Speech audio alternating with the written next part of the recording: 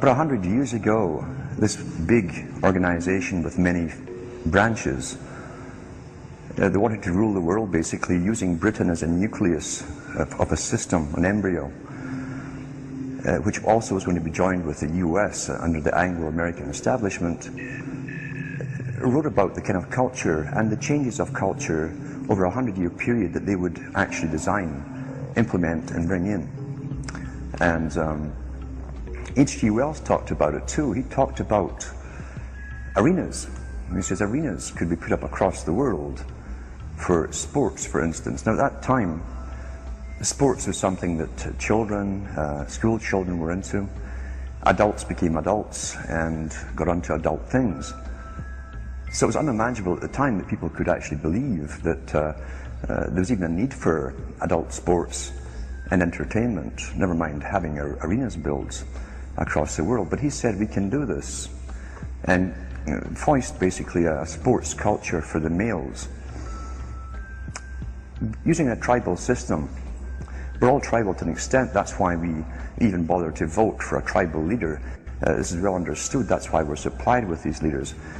And because the average man was to become more disengaged from his own destiny as the expert class arose, it was decided that the males would get their outlet basically, gradually becoming helpless as males through sports. Therefore they'd have a tribal team they could identify with, they could cheer them on as they were winning. In their own personal lives they were getting nowhere, they were getting disenfranchised in a sense as experts took over decision making for them in all kinds of fields. So this was psychology at use, planned before they even implemented the sports. That's why they pay athletes these fantastic salaries. I was listening to the radio the other day. They just contracted to pay one player on one team $6 million a year. Can you believe this? And why is that? It's the Roman circus. What does the emperor do when the people become restive, and when the people are asking questions, and when the people don't like the policies of the emperor? He sends them to the circus. He creates a circus. He builds a giant coliseum.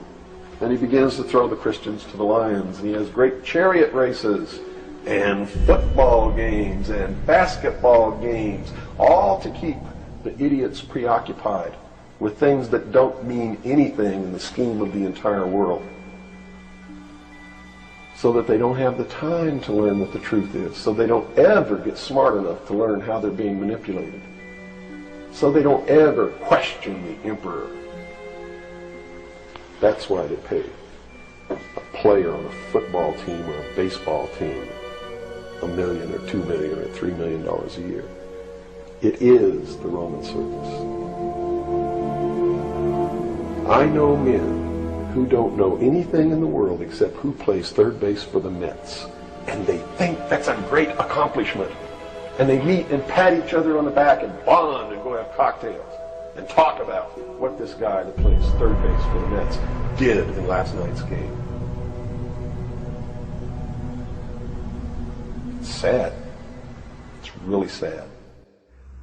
When radio came along, of course, they used that to the maximum. Sports for the men, soaps basically for the women, and then in came television, as I say, with its alpha state, its hypnotic state. And sure enough, around the 1960s, really, 50s and 60s, it took off. It really took off. And men became glued on Saturday nights to the sports shows. A culture industry, which is called by its own the culture industry. The Soviet Union had a department called the culture industry. Their actors and directors were called the cultural leaders, because they would, like a computer, people are like computers, all you have to do is keep giving them new updates every so often, and you can change an entire country or a nation or a block of nations who are all getting the same upgrades at the same time along certain paths. Today we call it political correctness. Most people want to belong to their peer group. They want to be the same as everyone else when it comes to opinions. In fact, they judge their own personal sanity by bouncing ideas off their neighbors and friends who will answer back and agree on these same topics in kind. It doesn't matter if the topics or what you're given are facts or utter nonsense, as long as everyone agrees at the same time. You'll say, well, I'm sane, and your friends will all agree because they've had the same information given to them. If it's on TV and a famous face says something, then it must be true. He doesn't have to show you facts or anything else. You've been brought up with these faces. That's why they keep these guys on television into their 70s and 80s. You've grown up with this father figure who's on television every night at 6 o'clock, in your house, in your room, staring right at you. And he's a father figure. Would he tell you a lie? So you naturally never suspect him. And this same man will lead you through new topics. He'll introduce experts on the topics. They'll have a little summary at the end of every talk, and you are now left with the conclusion that's presented to you. You don't arrive at it, it's given to you, and it's good enough for you. We're programmed today perfectly, just like machines.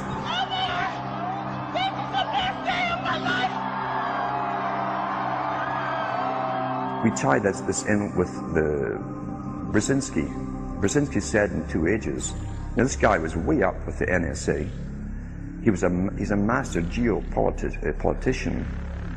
He admits he works in 20, 50-year periods to do with geopolitics in other countries. But he said himself, the public will shortly be unable to think or reason for themselves.